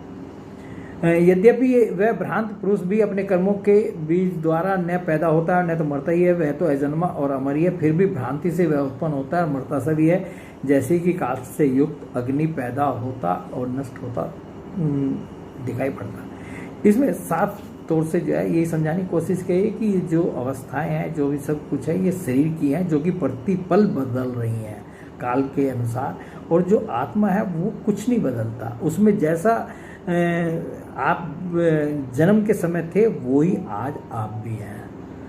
तो ये जो है भगवान ने मोटे रूप से इसमें इतना समझाया। उद्धव जी, गर्भाधान, गर्भवृद्धि, जन्म, बाल्यावस्था, कुमारावस्था, जवानी, अधेड़ अवस्था, बुढ़ापा और मृत्यु, ये 9 अवस्थाएं शरीर की ही हैं। यह शरीर जीव से भिन्न है और ये ऊंची नीची अवस्थाएं उसके मनोरथ के अनुसार ही है, परंतु वह ज्ञानवश गुणों के संग से इन्हें अपनी मानकर भटकने लगता है और कभी कभी विवेक हो जाने पर इन्हें छोड़ भी देता है। पिता को पुत्र के जन्म से और पुत्र को पिता की मृत्यु से अपने जन्म मरण का अनुमान कर लेना चाहिए कि जब जो है पिता जो है के यहाँ पुत्र होता है तो जैसे उस पुत्र का जन्म होते हुए वो देखता है तो उसको समझ लेना चाहिए कि ऐसे ही मेरा भी जन्म हुआ था। और पुत्र को जो है जब अपने पिता की मृत्यु देखता है तो उसको ये समझ लेना चाहिए कि ये जो है मेरे इस शरीर की भी मृत्यु जो है, जैसे मेरे पिता की आज मृत्यु हुई है तो ऐसे ही मेरे इस शरीर की भी मृत्यु होगी, मेरी मृत्यु होगी। जन्म मृत्यु से युक्त देहों का दृष्टा जन्म और मृत्यु से युक्त शरीर नहीं है। जैसे जौ, गेहूं आदि की फसल बोने पर हो जाती है, परंतु जो इनका साक्षी है, इनका साक्षी कौन है? आत्मा। वो जो है वो सिर्फ देखता है। जैसे जो गेहूं आदि की फसल बोने पर उगाती है और पक जाने पर काट दिया जाते हैं, परंतु जो पुरुष उनके उगने और काटने का जानने वाला साक्षी है वह उनसे सर्वथा पृथक है। यहाँ कहते हैं कि जैसे किसान जो है जो बोता है और जब फसल हो जाती है तो बोने वाला भी वही है और काटने वाला भी वही है, परंतु वो दोनों अवस्थाओं को जानता है कि ये बोया गया और ये काटा गया। वैसे ही जो शरीर और उसकी अवस्थाओं का साक्षी है वह शरीर से सर्वथा पृथक है। वही बात कह रहे हैं भगवान कि जो मतलब शरीर की हर अवस्था को जानता है वो उससे पृथक है। अज्ञानी पुरुष इस प्रकार प्रकृति और शरीर से आत्मा का विवेचन नहीं करते, वे उनसे तत्व अलग अनुभव नहीं करते और इसे भोग में सच्चा सुख मानने लगते हैं तथा उसी में मोहित हो जाते हैं और इसी से उन्हें जन्म मृत्यु संसार में भटकना पड़ता है। जब अविवेकी जीव अपने कर्मों के अनुसार जन्म मृत्यु के चक्र में भटकने लगता है, तब सात्विक कर्मों की आसक्ति से वह ऋषि लोक और देवलोक में, राजसिक कर्मों की आसक्ति से मनुष्य और असुर योनि में, तथा तामसिक कर्मों की आसक्ति से भूत प्रेत एवं पशु पक्षी आदि योनियों में जाता है। तो यहाँ भगवान कह रहे हैं कि भाई वो जब एक तो शरीर को शरीर मानता है और उसके अनुसार जैसे कर्म करता है, यदि सात्विक कर्म करता है तो उसके फलस्वरूप उसको क्या योनि मिलती है, और राजसिक कर्म करता है तो क्या, और तमोगुणी कर्म करता है तो उसको जो है भूत प्रेत पशु पक्षी आदि की योनियाँ प्राप्त होती हैं। अब ये अंतिम अध्याय है इसका, और ये वैसे इस पूरे अध्याय को यदि आप पुस्तक से ये पढ़ें या सुने तो बहुत अच्छा लगेगा, परंतु ये एक ऐसे ब्राह्मण की तितिक्षु ब्राह्मण की कथा है, और उसको किस तरह से ज्ञान हुआ। वो बहुत कंजूस था और उसके पास धन संपत्ति सब कुछ थी, परंतु 1 रुपया नहीं खर्च सकता था वो। और परंतु जो है ऐसी परिस्थितियाँ हुई कि वो जो है उसकी वो धन संपत्ति छोड़ करके उसको वो वैराग्य भी हुआ, और उसकी जो भावना है जो उसने जो व्यक्त की है वो मैं सिर्फ पढ़ता ही जाऊंगा करीब करीब। वह समझता कि यह सब मेरे पूर्व जन्म के कर्मों का फल है और इसे मुझे अवश्य भोगना पड़ेगा। उसको बच्चे भी तंग करते थे, उसको पागल समझ के डंडे मार देते थे, उसके ऊपर पेशाब कर देते थे, इतना अपमान करते थे। अब वो जो है कोई उसको कुछ बोलता था, कोई कुछ बोलता था, मतलब जो भी हो सकता था, मतलब संसार के हिसाब से जो दुर्दशा हो सकती थी वो उसकी करते थे। परंतु उसके बावजूद भी उसने अपनी बुद्धि को ऐसा कर लिया था कि वो समझता था कि ये जो भी मैं भोग रहा हूँ ना, ये सब मेरे कर्मों का फल है और मुझे इसे अवश्य भोगना पड़ेगा। ब्राह्मण कहता मेरे सुख अथवा दुख का कारण न मनुष्य है, न देवता, न शरीर है, और न ग्रह कर्म और काल आदि ही है। जिनको सुख दुख का हम कारण समझते हैं कि कोई जो है कि ये मनुष्य मेरे दुख का कारण है, कोई देवता को कारण मानते हैं, कोई शरीर को कारण मानते हैं, कोई ग्रह को कारण मानते हैं, कोई कर्म को, कोई काल आदि को कारण मानते हैं। श्रोतिया और महात्मा जन मन को ही इसका परम कारण बताते हैं। और ये ब्राह्मण कह रहा है कि मन ही जो है इस सुख दुख का कारण है। ये देखिए नई चीज जो है ये आई है इस अध्याय में, और मन ही इस सारे संसार चक्र को चला रहा है। सचमुच यह मन बहुत बलवान है, इसी ने विषयों और उनके कारण गुणों और उनसे संबंध रखने वाली वृत्तियों की सृष्टि की है। उन वृत्तियों के अनुसार ही सात्विक, राजस और तामस अनेक प्रकार के कर्म होते हैं, और कर्मों के अनुसार ही जीव की विविध गतियां होती हैं। मन ही समस्त चेष्टाएं करता है। उसके साथ रहने पर भी आत्मा निष्क्रिय ही है, वे ज्ञान शक्ति प्रधान है, मुझ जीव का सनातन सखा है और अपने अलुप्त ज्ञान से सब कुछ देखता रहता है। दान, अपने धर्म का पालन, नियम, यम, वेदाध्ययन, सत्कर्म और ब्रह्मचर्य आदि श्रेष्ठ व्रत, इन सब का अंतिम फल यही है कि मन एकाग्र हो जाए, भगवान में लग जाए। ये ब्राह्मण कह रहा है कि ये जो जितनी भी साधन है ना, इनका एकमात्र यही उद्देश्य है कि मन जो है किसी तरीके से भगवान में लग जाए। मन का समाहित हो जाना ही परम योग है। जिसका मन शांत और समाहित है उसे दान आदि समस्त सत्कर्मों का फल प्राप्त हो चुका है, अब उनसे कुछ लेना बाकी नहीं है। और इसी तरह की ये सब आगे भी चर्चा है। और जो है फिर साधारणतः मनुष्यों की बुद्धि अंधी हो रही है, तभी तो वे इस मन कल्पित शरीर को मैं और मेरा मान बैठते हैं, और फिर इस भ्रम के फंदे में फंस जाते हैं कि यह मैं हूँ और यह दूसरा। इसका परिणाम यह होता है कि वे इस अनंत अज्ञानांधकार में भटकते रहते हैं।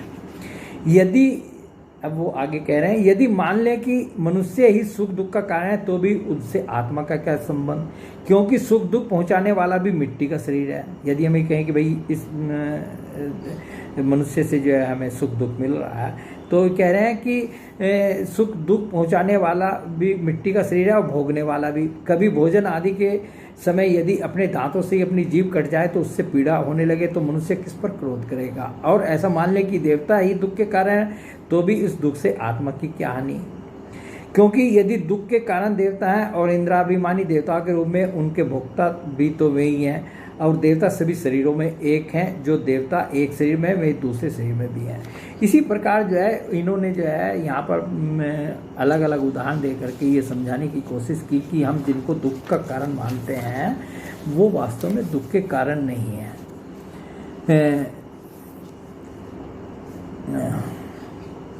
अब यहाँ आगे कह रहे हैं, आत्मा शीत उष्ण सुख दुख आदि द्वंद्वों से सर्वथा अतीत है। आत्मा प्रकृति के स्वरूप धर्म कार्य लेह संबंध और गंध से भी रहित है। उसे कभी कहीं किसी के द्वारा किसी प्रकार से द्वंद्व का स्पर्श भी नहीं होता। वह तो जन्म मृत्यु के चक्र में भटकने वाले अहंकार कोई होता है। जो इस बात को जान लेता है वह फिर कभी किसी भी भय के निमित्त से भयभीत नहीं होता। बड़े बड़े प्राचीन ऋषि मुनियों ने इस परमात्म निष्ठा का आश्रय ग्रहण किया है। मैं भी इसी का आश्रय ग्रहण करूंगा और मुक्ति तथा प्रेम के दाता भगवान के चरण कमलों की सेवा के द्वारा ही इस दुरंत अज्ञान सागर को अनायास ही पार कर लूंगा। ये जो है वो ब्राह्मण ने जो है ये निश्चय किया। उद्धव जी इस संसार में मनुष्य को, अब भगवान जो है इसकी कथा सुना करके ब्राह्मण की उद्धव जी को जो कह रहे हैं वो हम और सुन लेते हैं बस। उद्धव जी, संसार में मनुष्य को कोई दूसरा सुख या दुख नहीं देता, यह तो उसके चित्त का भ्रम मात्र है। यह सारा संसार और इसके भीतर मित्र, उदासीन और शत्रु के भेद अज्ञान कल्पित हैं। इसलिए प्यारे उद्धव, अपनी वृत्तियों को मुझ में तन्मय कर दो और इस प्रकार अपनी सारी शक्ति लगाकर मन को वश में कर लो और फिर मुझ में ही नित्य युक्त होकर स्थित हो जाओ। बस सारे योग साधन का इतना ही सार संग्रह है। यह भिक्षुक का गीत क्या है, मूर्तिमान ब्रह्म ज्ञान निष्ठा ही है। तो हमारे जीवन में दुख क्यों आते हैं, उनके कारण क्या हैं, और श्रीमद् भागवत के विभिन्न प्रसंगों से और जो जो महापुरुषों ने, भगवान ने इसके संबंध में जो जो कहा है वो सब आपने सुना है। बहुत से प्रसंग अभी भी जो मैं नहीं छांट पाया हूँ वो भी हैं। यदि आप पूरा भागवत पढ़ेंगे सुनेंगे तो उनमें वो सब चीज़ें आ जाएंगी। तो अब हमें जो है अपने स्वयं के विचार से तय कर लेना चाहिए कि क्या है सुख दुख के कारण, और चाहे हम जिस बात को भी सुख दुख का कारण माने, चाहे कर्म को, प्रारब्ध को, स्वभाव को या ईश्वर की इच्छा को, जिसको भी चाहे माने, तो उसके लिए मतलब हम मानसिक रूप से एक तो उसको मान लें और जीवन में उतार लें, और उसके लिए मानसिक रूप से हम जो है यदि तैयार रहते हैं, तैयार रहेंगे, तो दुख आने पर जो है हमें शायद जो है दुख तो होगा, अवश्य होगा, शायद वो उतना अधिक नहीं होगा जितना कि जो है हम यदि चीज़ों को पहले से जो है जानने रहेंगे तो शायद हमें उसमें कुछ राहत मिल जाएगी। चलिए बस इतना ही, और बाकी आज का ये प्रसंग जो है यहीं पर समाप्त हो जाता है। और अब हम आगे जो है आगे का करेंगे फिर। बोले भगवान श्री कृष्ण की जय, गुरु नारायण भगवान की जय, समस्त भक्तों की जय।